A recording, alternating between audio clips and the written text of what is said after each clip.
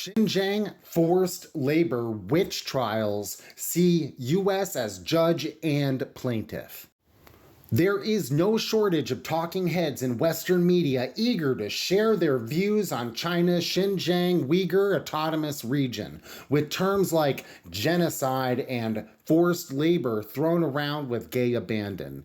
Yet few of these politicians and so-called experts have even visited Xinjiang.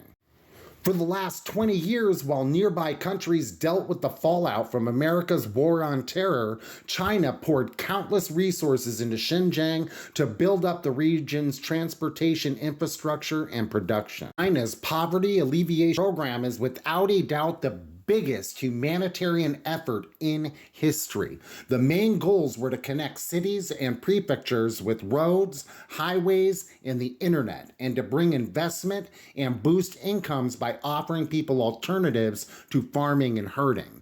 To achieve poverty alleviation, people needed to have better job skills. This meant setting up better education and training facilities in convenient locations and introducing these projects to locals residing in rural towns and villages. Due to the vastness of the region, students and skilled workers often moved to places where they could access these services and where jobs were available. Naturally, such locations offered room and board to individuals coming from outside the locality. U.S.-funded NGOs have persistently portrayed this development strategy as evidence of human rights abuses, forced labor, and separation of families, despite the fact that variations of China's approach are found in most countries around the world. People move to find better education and employment opportunities.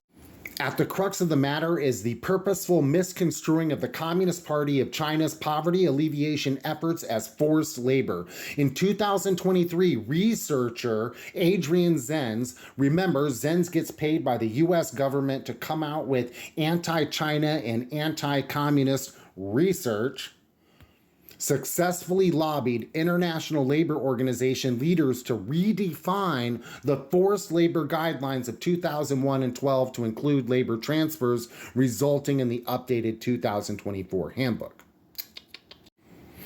A quick note on Adrian Zenz: I cannot comprehend how the Western media and politicians have built their anti-China narrative about Xinjiang based on the foundation of a researcher who can be so easily debunked. I have to agree with the author of this article right here.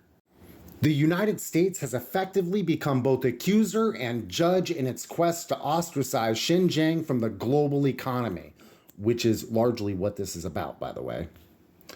Unable to prove the existence of systemic labor violations, U.S. officials have abandoned the lessons from the Salem witch trials and once again demanded evidence of innocence instead of providing evidence of guilt. Who knew this is what they meant by rules-based order?